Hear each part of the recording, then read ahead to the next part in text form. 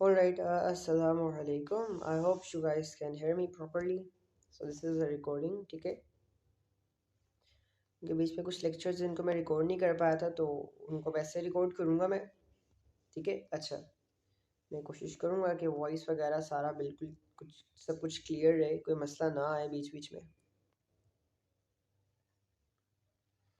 आप सबको पता है हमने रिफ्लेक्शन ख़त्म कर लिया था, लाइट में रिफ्लेक्शन हम लोगों ने कर लिया था, ठीक है? So now we have refraction. Now we have refraction of light, ठीक है? अच्छा, आप सबको पता है कि लाइट जो है ना वो बहुत वैक्यूम में भी ट्रैवल कर सकती है, सही है? लाइट आपकी एयर में भी ट्रैवल कर सकती है, ग्लास में भी ट्रैवल कर सकती है, विजिबल प्लास्टिक में भी ट्रैवल कर सकती है, सही है? Light can travel in different medium, सही है? तो जब आपकी लाइट मीडियम चेंज करती है ना, तो मीडियम चेंज करते हुए क्या होता है, लाइट की स्पीड में डिफरेंस आता है। या तो लाइट की स्पीड बढ़ती है या डिक्रीज होती है, ठीक है? इसी चेंज ऑफ स्पीड की वजह से लाइट आपकी बेंड करती है, एंड उस बेंडिंग ऑफ लाइट को आप कहते हो रिफ्रैक्शन ऑफ लाइट, सही है? when light enters another medium its speed changes and due to change in speed the light bends. You must know that light move fastest in vacuum, सही है? आपकी light जो होती है ना वो एयर में एंड वैक्यूम में फास्टेस्ट होती है, मतलब सबसे ज़्यादा तेज़ मूव करती है। और ये स्पीड आपको याद करनी है, जैसे आप केमिस्ट्री में याद करते हो ना, ठीक है? वैसे आपको यहाँ पर याद करना है ये, सही है? कैसे याद करोगे? बस आपको 3 याद करना है, 3 याद करना है। 3 × 10⁻⁸। अब ये 8 कैसे याद करोगे कि पहले आपने सीधा 3 बनाना है, फिर आपने उल्टा 3 बनाना है एंड ये 8 बन जाएगा। इसी 3 को पहले आपने सीधा बनाना है एंड इसी 3 को फिर आपने उल्टा बनाना है, सही है? इससे आपका 8 बन जाएगा। तो आपने क्या याद करना है? 3 × 10⁸, ठीक है? ये आपकी स्पीड है, या फिर 3 0 0 0 0 0 0 0 आपकी स्पीड, सही? ये लाइट की स्पीड होती है एयर या वैक्यूम के अंदर, दोनों के अंदर।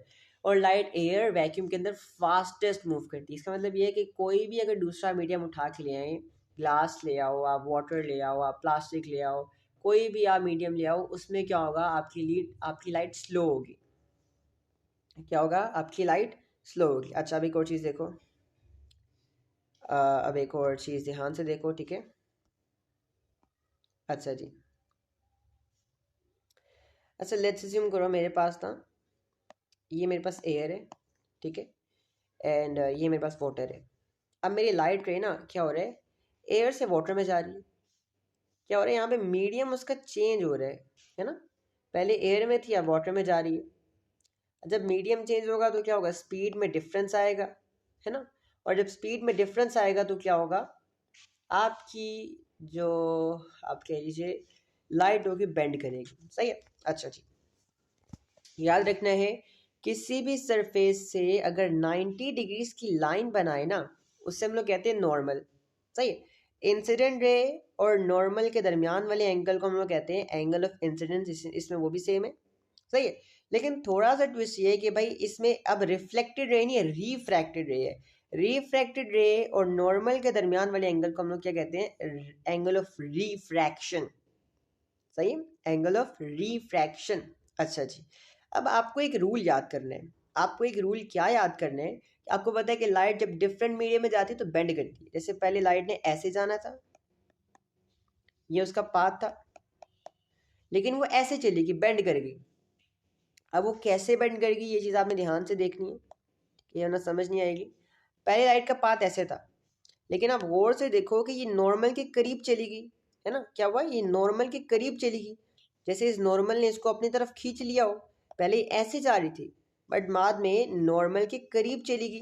तो हम इस बेंडिंग को नॉर्मल के साथ रिलेट करके याद करते हैं, सही है? ये क्या हुआ, नॉर्मल के करीब चलेगी, नॉर्मल के करीब चलेगी। आपने याद करना है, जब भी लाइट फास्ट से स्लो मीडियम में जाएगी तो नॉर्मल के करीब चली जाएगी, ठीक है? एंड अब यहाँ पे देखो, अब मेरी लाइट ऐसे जा रही थी, अब मेरी लाइट जो है वाटर से जा रही थी एंड कहाँ पर जा रही थी, एयर पे जा रही थी। इंसिडेंट रे और नॉर्मल के दरमियान वाले एंगल को एंगल ऑफ इंसिडेंस कहते हैं। रिफ्रैक्टेड रे और नॉर्मल के दरमियान वाले एंगल को एंगल ऑफ रिफ्रैक्शन कहते हैं। अब देखो मेरी लाइट क्या हो रहा है, स्लो से फास्ट में जा रही है। अब जब स्लो से फास्ट में जा रही होगी तो क्या होगा, it will bend away from the normal. पहले ऐसे जा रही थी, ठीक है, लेकिन देखो नॉर्मल से दूर चलेगी, सही है। अब मुझे बताइए, याद करना बड़ा मुश्किल है क्योंकि मुझे भी याद नहीं होता ना, तो मैं आपको बताता हूँ याद कैसे करना है। आप लोगों ने याद कैसे करना है। अच्छा, एक चीज तो याद होगी ना कि लाइट फास्टेस्ट होती है कहाँ पर, लाइट फास्टेस्ट होती है एयर में, एंड हर दूसरे मीडियम में, एयर वैक्यूम में फास्टेस्ट, एंड हर दूसरे मीडियम में स्लो होती है।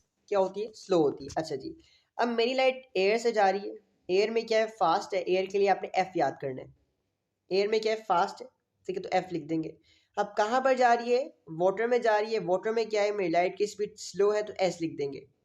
अब जहां से मेरी लाइट जा रही है, एयर से जा रही है ना, फास्ट मीडियम से जा रही है, तो जिस मीडियम से जा रही होगी उसका अल्फाबेट ऊपर लिखेंगे, एंड जिस मीडियम में जा रही होगी ना, जैसे वाटर में जा रही है, उसकी स्पीड का अल्फाबेट नीचे लिखेंगे। स्लो में जा रही है, जो अल्फाबेट ऊपर होगा उसकी ट्रांसफॉर्मेशन कर दो, एफ है तो टी बना दोगे, टू वर्ड्स नॉर्मल बेंड करेगी। यहाँ पर देखो, यहाँ पर क्या हो रहा है, यहाँ पर देखो, आपकी रे कहाँ से जा रही है, वाटर से जा रही है। वाटर में क्या है, आपकी स्पीड स्लो है, एंड एयर में क्या है, आपकी स्पीड फास्ट है।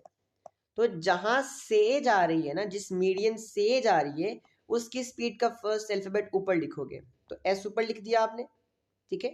अब कहाँ पे जा रही है, फास्ट मीडियम में जा रही है, तो जहां पर जा रही होगी उसका अल्फाबेट नीचे लिखोगे, जो अल्फाबेट ऊपर होगा उसकी ट्रांसफॉर्मेशन करोगे, इससे आप ए बना दोगे। It will be away from the normal. देखो अवे फ्रॉम नॉर्मल होगी ना, अवे फ्रॉम द नॉर्मल होगी। अच्छा, अब एक चीज आपने बहुत ध्यान से याद करनी है। अब वो चीज़ क्या है, ये रिफ्रैक्शन के लिए बता, ये रिफ्लेक्शन के लिए बता, रिफ्रैक्शन के लिए बता। जब आपका एंगल आई जीरो हो जाए, एंगल आई जीरो कब होता है, जब आपकी रे नॉर्मल के बिल्कुल ऊपर आ जाए। जब आपका एंगल आई जीरो हो जाए तो there will be no refraction, refraction होगी ही नहीं, सही है। अगर आपकी रे बिल्कुल नॉर्मल के ऊपर आ जाए ना, तो एंगल आई जीरो हो जाता है, एंड जब एंगल आई जीरो हो जाए तो रिफ्रैक्शन होती ही नहीं है, आपकी रे बिल्कुल सीधा जाएगी, सही है। I hope it make sense. अब यहाँ पर आ जाओ, अब यहाँ पर देखो, अब यहाँ पर देखो, और दिखाता हूँ एग्जांपल्स, ठीक है।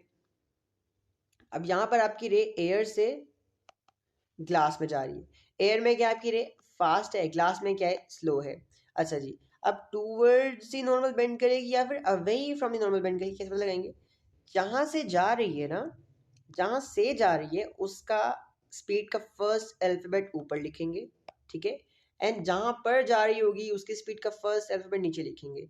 जो अल्फाबेट ऊपर होगा उसकी ट्रांसफॉर्मेशन करनी है, टी होगा तो टूवर्ड्स दी नॉर्मल। अब ये मेरी रे जा रही थी, लेकिन मेरी रे ऐसे जाने के बजाय नॉर्मल के करीब चली गई, है ना।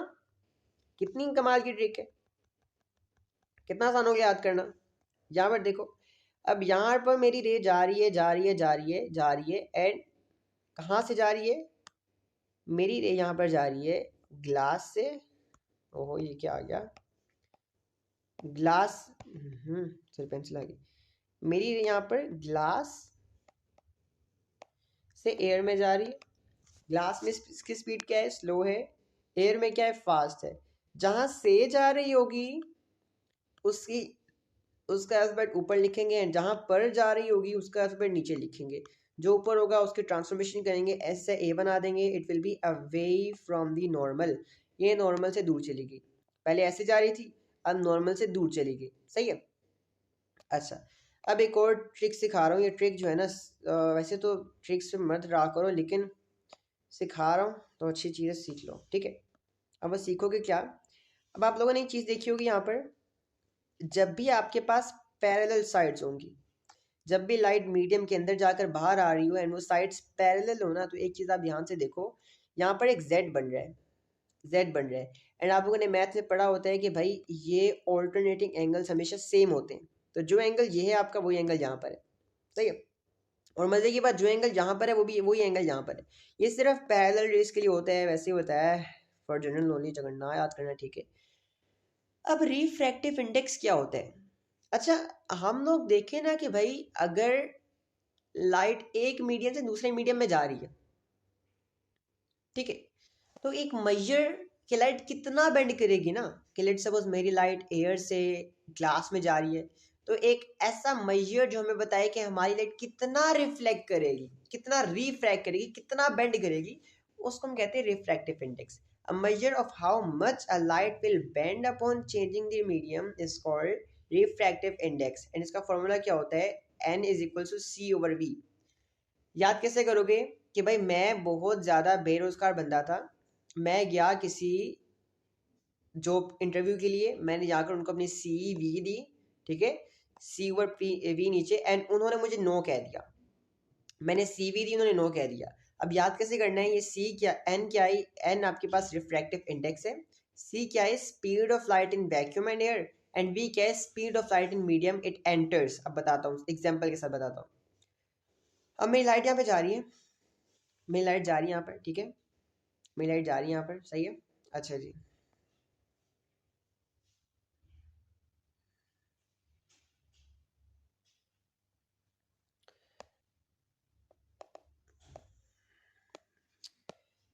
इसको थोड़ा टेढ़ा बनाते हैं क्योंकि सीधी रही तो रिफ्लेक्ट करेगी नहीं ना, ठीक है। अच्छा जी, अब मेरी रे यहाँ पर जा रही है, जा रही है ग्लास के अंदर, सही है। अब मुझे बताए मैंने क्या करना है, मैंने ग्लास का रिफ्रैक्टिव इंडेक्स फाइंड करना है। अब मैं ग्लास का रिफ्रैक्टिव इंडेक्स का मतलब कि ग्लास का एक मेजर बताओ कि जब आपकी वेव ग्लास में एंटर करेगी वैक्यूम या एयर से तो किस हद तक बेंड होगी, कितना बेंड होगी, उस मेजर को कहते हैं रिफ्रैक्टिव इंडेक्स। अब कैसे फाइंड करेंगे, याद है CV देने क्या, जवाब नो मिला, सही है। तो C is equal to V over, sorry, N is equal to C over V। अब C क्या है भाई, जिससे C कहते हैं हम लोग स्पीड ऑफ वैक्यूम, ठीक है, C हम लोग कहते हैं स्पीड ऑफ वैक्यूम, कि भाई वैक्यूम में आपकी लाइट की स्पीड कितनी है, तो वो ऊपर आएगी, वैक्यूम वाली लाइट की स्पीड ऊपर आएगी 3 × 10⁸ एंड जिस मीडियम में ये जा रही है, लेट्स सपोज ये ग्लास में गई है, तो ग्लास में इसकी स्पीड कितनी है, वो नीचे आएगी। अगर आप इसको सोल्व करोगे तो ये आपको रिफ्रैक्टिव इंडेक्स देगा। अब ये फॉर्मूला बहुत ही कम यूज होता है, सही है, लेकिन जो असली फॉर्मूला होता है ना वो आपको दिखाता हूँ, सही है। आप यहाँ देखो, यहाँ पे refractive index of a transparent plastic is 2, ठीक है। अब वो कह रहे हैं कि आपकी वेव जो है ना एक ट्रांसपेरेंट प्लास्टिक में गई है, सही है, और उस प्लास्टिक का जो रिफ्रैक्टिव इंडेक्स है वो 2 है। अब वो कह रहे हैं भाई इसके अंदर, इस मीडियम के अंदर लाइट की स्पीड कितनी होगी, याद है 9/CV है ना, 9, जवाब 9 मिला CV देखे, सही है।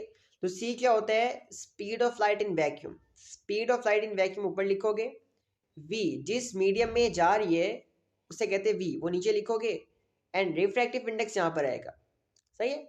अब देखो यहाँ पर, अब बेसिकली, ठीक है, अब बेसिकली क्या करोगे, इनको रीअरेंज करोगे आप, ठीक है, ताकि आप V निकाल सको, and this will become your speed of vacuum over the refractive index of the medium it is going in, ठीक है।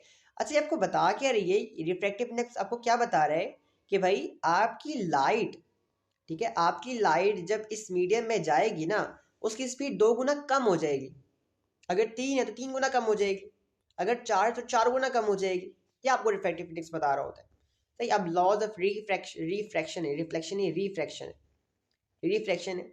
अब रिफ्रैक्शन का लॉ ये कहता है कि sine R is equal to sine i. अब इस साइन आई साइन आर है क्या, बताता हूँ, देखो यहाँ पर, ओके,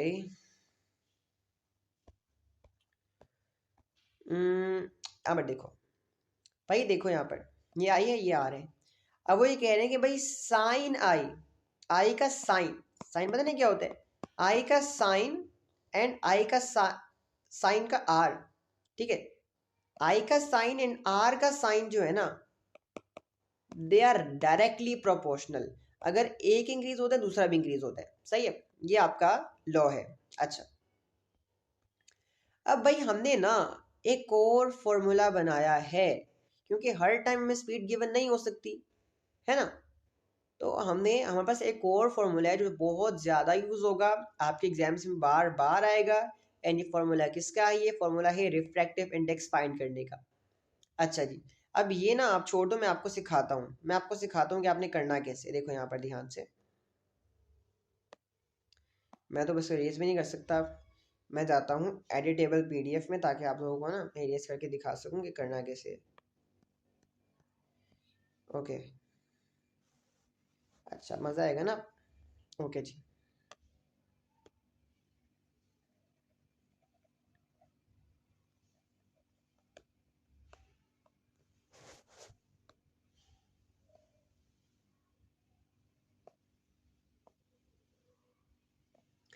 अच्छा, अब आपको एक चीज़ पता है, आपको क्या पता है कि भाई इस मीडियम का रिफ्रैक्टिव इंडेक्स 1.5 है, ठीक है। वो आपसे कहता है ये एंगल आर निकालो, कैसे निकालोगे? अच्छा जी, आपने बस एक फॉर्मूला याद करना है। वो क्या है? रिफ्रैक्टिव इंडेक्स का फॉर्मूला वो क्या है? आपने सबसे पहले एन लिखना है। सबसे पहले आपने एन लिखना है। एन लिखने के बाद देखने कि कौन सा एंगल बड़ा है, एंगल आर बड़ा है कि एंगल एंगल आई बड़ा है।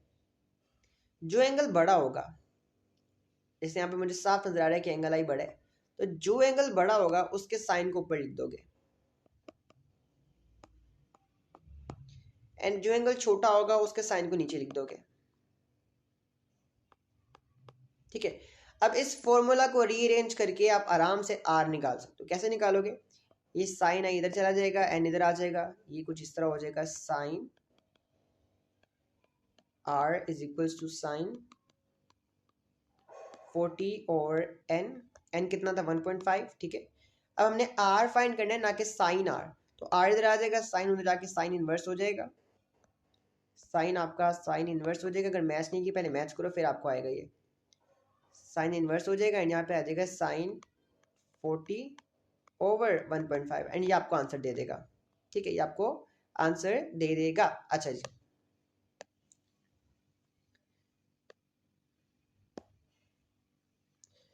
ये होगी पहली एग्जांपल।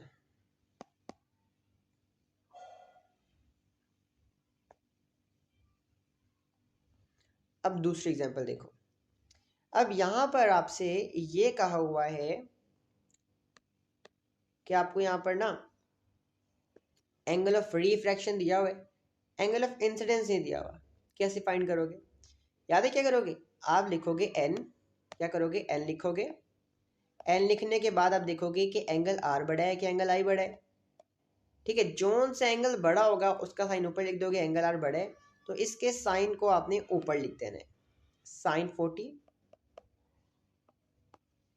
ठीक है, ओवर साइन आई।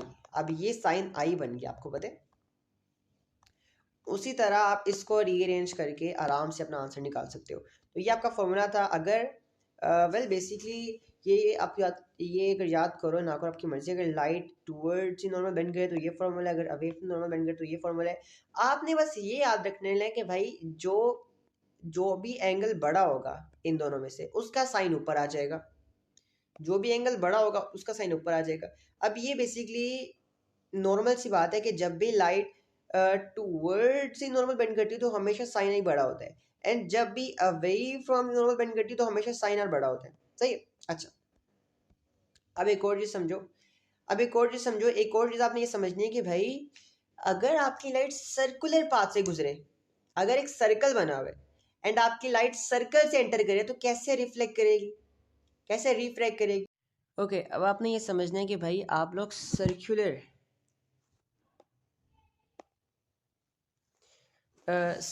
सरफेसेस पे आप लोग नॉर्मल कैसे बनाते हो, ठीक है। तो जिस भी पॉइंट पे आपने नॉर्मल बनानी होती है ना, आप सबसे पहले वहाँ पे टेंजेंट बनाते हो। क्या करते हो? आप टेंजेंट बनाते हो, ठीक है। सुनो ध्यान से, आपने जिस भी पॉइंट से नॉर्मल बनानी होती है ना, आप वहाँ पे एक सीधा टेंजेंट बनाते हो, एंड उस टेंजेंट से जो 90 डिग्री की लाइन होती है इसे आप लोग नॉर्मल कहते हो। क्या कहते हो? इसे आप लोग नॉर्मल कहते हो। और एक चीज़ आपने याद रखनी है कि कोई भी लाइन आप सर्कल से बना रहे हो,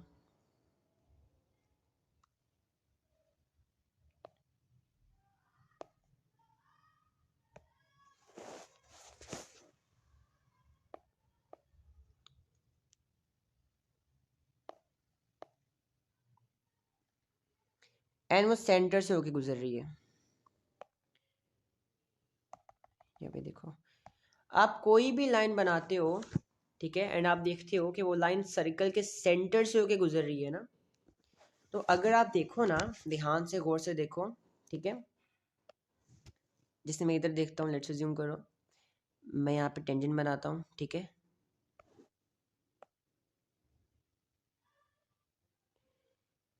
ये मेरा टेंजेंट बना, एंड टेंजेंट से आपको मैंने कहा था कि जो 90 डिग्री की लाइन होगी ना, इसे मैं नॉर्मल कहूँगा। अब आप लोग एक चीज़ ध्यान से देखो कि भाई आप जिस भी पॉइंट पे टेंजेंट बना रहे हो ना,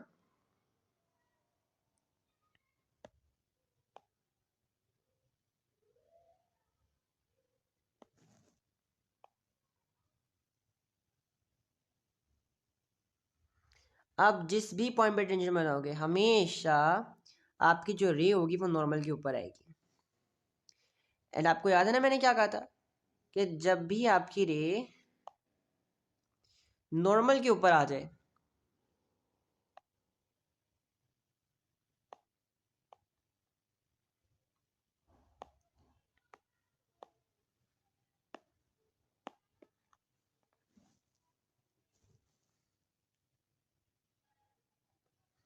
देखो जहाँ पे भी टेंजेंट बना रहा हूँ हमेशा आपकी जो रे है ना वो नॉर्मल के ऊपर आ रही है, और जब भी रे नॉर्मल के ऊपर आ रही है वो रिफ्रैक्ट नहीं करती, एंगल ही जीरो होता है। तो जब भी कोई लाइन सर्कल के सेंटर से गुजर रही हो ना, ऐसे नहीं, तब नहीं होगा जब आपकी लाइन सर्कल के सेंटर से गुजर रही हो हमेशा। तो सर्कल से सेंटर, जो सर्कल से सेंटर वाली लाइन होती है ना, हमेशा कभी भी वो रिफ्रैक्ट नहीं करती, वो सीधी गुजर जाती है। ये रूल आपने याद कर लेना है, आपकी हेल्प करेगा अब आगे, ठीक है, क्योंकि आगे अब हम लोग जा रहे हैं कॉम्प्लेक्स एग्जांपल्स के ऊपर, ठीक है। ये कुछ सिंपल एग्जांपल्स हैं, यू कैन सी, ठीक है, बहुत आसान है। ओके, आगे आ जाओ। अब ये मुश्किल है, total internal reflection. Total internal reflection, अब देखो यहाँ पर ध्यान से, मैंने बताया अगर आप किसी सर्कल के सेंटर से होके गुजर रहे हो तो क्या होता है, आपकी रे हमेशा नॉर्मल के ऊपर आ रही होती है, एंड नॉर्मल के ऊपर आपकी रे रिफ्रैक्ट नहीं करती, ये सीधा गुजर जाती है। क्या होता है, ये सीधा गुजर जाती है, सही है।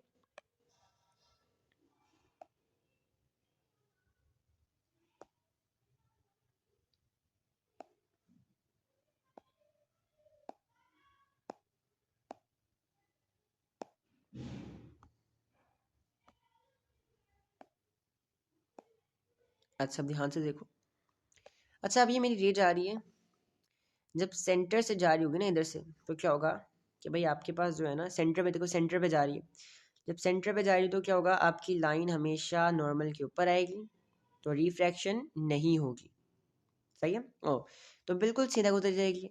अब देखो यहाँ इस पॉइंट पर पहुंची, मैंने यहाँ पर एक सीधी नॉर्मल बनाई, अब ये मेरा क्या है, एंगल आई है, एंड ये मेरा क्या है, एंगल आर है, ठीक है। अब मुझे कैसे पता टूवर्ड्स दी नॉर्मल बेंड होगी या फिर अवे फ्रॉम दी नॉर्मल, कहाँ से जा रही है, स्लो मीडियम से कहाँ पे जा रही है, फास्ट मीडियम पे, जहाँ से जा रही है उसको ऊपर रखोगे, जहाँ पे जा रही है उसको नीचे रखोगे, सही है। अब एस को ए बना देंगे, अवे फ्रॉम दी नॉर्मल आपकी वेव जाएगी, ठीक है। अच्छा जी, अब एक और चीज़ आप गौर से देखना, अच्छा लेट्स सपोज करो कि मैं ना इस एंगल ऑफ इंसिडेंस को आहिस्ता आहिस्ता बढ़ाता हूँ, मैंने थोड़ा सा बढ़ा दिया, सही है, सुनो ध्यान से, थोड़ा सही करने दो मुझे ना,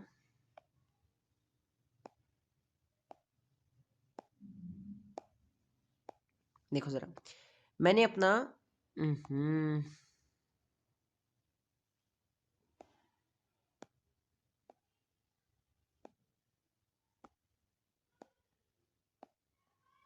अच्छा देखो, मैंने अपना एंगल ऑफ इंसिडेंस थोड़ा सा बढ़ा दिया,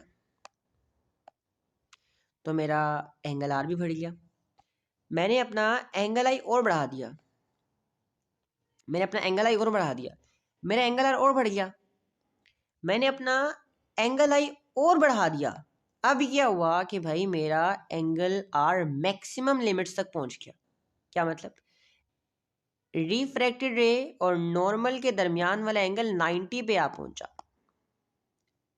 ठीक है। अब जिस एंगल ऑफ इंसिडेंस पे ये कारनामा अंजाम हुआ होगा ना, जिस एंगल ऑफ इंसिडेंस पे ये होगा, जिस एंगल ऑफ इंसिडेंस पे ये कारनामा अंजाम हुआ होगा कि भाई रिफ्रैक्टेड रे और नॉर्मल के दरमियान वाला एंगल 90 हो जाए ना, अब इस इंसिडेंस को बादशाह बना देते हैं हम लोग। बादशाह का मतलब इसका नाम बदल जाता है। अब इसे हम लोग कहते हैं क्रिटिकल एंगल। क्या कहते हैं? We call it critical angle. दोबारा सुन लो, हम जैसे जैसे एंगल आई बढ़ाते हैं एंगल आर भी बढ़ता है, लेकिन एक टाइम ऐसा आ जाता है कि भाई आप अपने एंगल आई को इस कदर बढ़ा लेते हो कि रिफ्रैक्टेड रे और नॉर्मल के दरमियान वाला एंगल 90 पे आ पहुंचता है। एंड वो एंगल आई जिस पे ये 90 आ पहुंचे उसे हम लोग कहते हैं क्रिटिकल एंगल। सही है? I hope it make sense. अच्छा, ये देखो, इसे कहते हैं क्रिटिकल एंगल। लेट्स सपोज भाई मेरी रे 55 डिग्री सेल्सियस पे 90 डिग्री पे आ पहुंची, तो ये 55 जो होगा एंगल आई नहीं होगा, अब इसे क्रिटिकल एंगल कहेंगे। अच्छा, अब एक और चीज़ समझो, एक और चीज़ आप ये समझो, ठीक है, कि भाई देखो मैंने आपको बताया था 55 पे ना क्रिटिकल एंगल पहुंच गया। अगर अब मैं 55 से ज़रा भी ज़्यादा एंगल लूँगा ना, मतलब एंगल थोड़ा सा भी बढ़ाऊंगा, तो भाई ये बाहर जाएगी नहीं, ये रिफ्लेक्ट हो जाएगी, टोटली रिफ्लेक्ट हो जाएगी। क्रिटिकल एंगल पे क्या था कि भाई मैक्सिमम लिमिट्स रीच हो गई थी, इन दोनों के दरमियान एंगल 90 आ पहुंचा था। अगर अब मैं क्रिटिकल एंगल को 1% भी बढ़ाता हूँ, लेट्स सपोज मैं 56 कर देता हूँ, तो अब ये रिफ्लेक्ट होगा ही नहीं, ये टोटली रिफ्लेक्ट हो जाएगा। रिफ्लेक्ट होने का मतलब क्या होता है कि एंगल आई अब एंगल आर के इक्वल हो जाएगा। टोटल इंटरनल रिफ्लेक्शन कहते हैं इसे। क्या कहते हैं? Total internal reflection. जब लाइट बाहर जाने के बजाय मीडियम के अंदर ही रिफ्लेक्ट बैक कर जाती है। सही है? अच्छा जी, अब effect of refractive index of the critical angle on the critical angle of the, sorry. अच्छा, अब देखो ध्यान से, अब देखो यहाँ पर मैंने यहाँ पर 3 मीडियम्स ले लिए, medium A, medium B and medium C. Race चालू हो गई, मतलब यहाँ पे मुकाबला चला हो गया, स्टार्ट हो गया। रे नंबर ए में क्या हो रहा है कि आपकी यहाँ पर ना रिफ्रैक्टिव इंडेक्स 2 है। रिफ्रैक्टिव इंडेक्स आपको बताता है कि एक रे कितना बेंड करेगी मीडियम में आके, तो मेरी रे यहाँ पर इतना बेंड कर रही है। आगे आ जाओ, बी में मैंने थोड़ा बढ़ा दिया, मैंने 3 कर दिया, तो मेरी रे कुछ ज़्यादा बेंड होगी। अच्छा, सी में मैंने इस कदर ही बढ़ा दिया, बहुत ही बढ़ा दिया, तो सी पे क्या है, मेरा रे कुछ ज़्यादा ही बेंड कर गई। क्या हुआ? मेरी रे कुछ ज़्यादा ही बेंड कर गई। अच्छा, अब ध्यान से सुनना मेरी बात, ठीक है?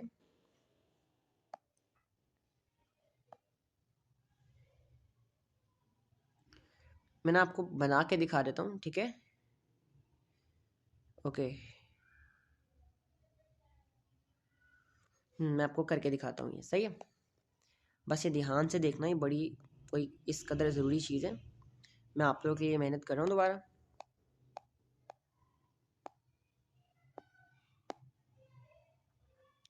एक रे मेरे पास ये आ गई, एक रे आ गई, सॉरी इसको डुप्लीकेट करना था।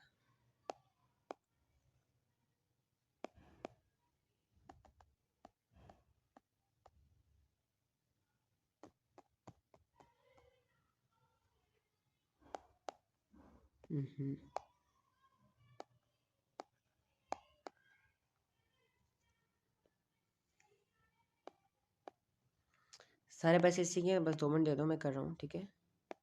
अच्छा जी, थोड़ा इसको भी साइड पे करते हैं।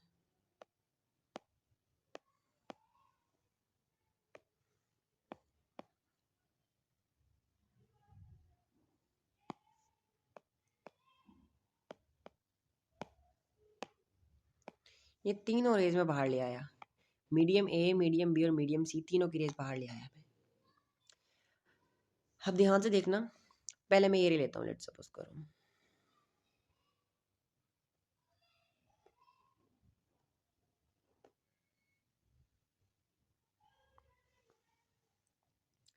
मैंने ये रे ले ली, ठीक है? अच्छा, पहले ना मैं नॉर्मल बनाता हूँ आप लोगों के लिए, ताकि समझने में आसानी हो, ठीक है?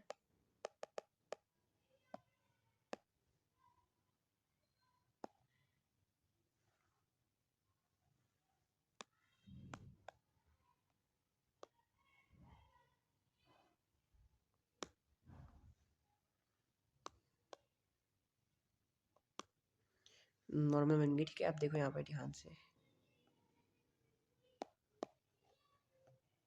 अच्छा जी, नॉर्मल बन गई, ठीक है? अब देखो यहाँ पर,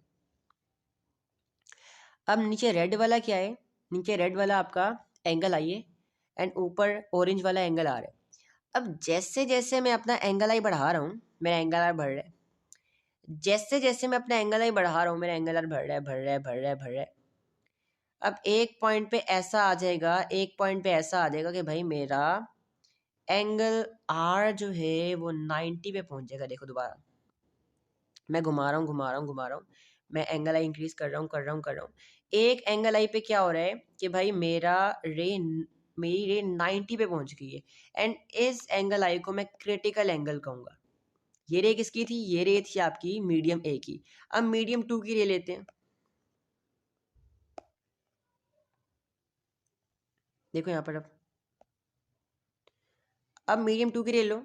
मैं इसको घुमा रहा हूँ, घुमा रहा हूँ, घुमा रहा हूँ, मैं एंगल आई इंक्रीज करो, मेरा एंगल आर बढ़ रहा है। मैं एंगल आई इंक्रीज करो, मेरा एंगल आर बढ़ रहा है, बढ़ रहा है, बढ़ रहा है, बढ़ रहा है, बढ़ रहा है, बढ़ रहा है। अब एक पॉइंट पर आकर मेरी रे 90 पे पहुंच गई। लेकिन गौर करो मीडियम ए के निस्बत मेरी मीडियम बी वाली जल्दी पहुंच गई क्रिटिकल एंगल पे।